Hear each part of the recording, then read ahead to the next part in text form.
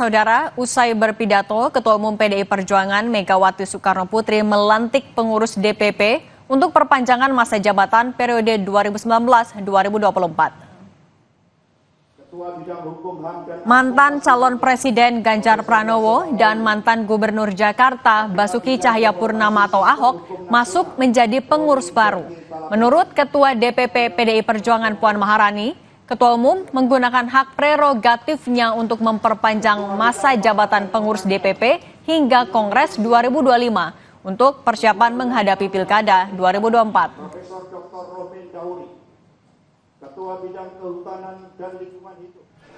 Ini diperpanjang karena menyikapi situasi politik tahun 2024 ini kan kemarin kita baru saja menyelesaikan pemilu, kemudian akan menjelang pilkada yang akan datang. Jadi panjangan karena tadi disampaikan oleh Ibu Ketua Umum akan menggunakan hak prerogatif atau sudah menggunakan hak prerogatif untuk memperpanjang DPP periode 2019-2024 dan menambah personil DPP-nya sampai tahun 2025 sampai ditentukan Kongres selanjutnya untuk menentukan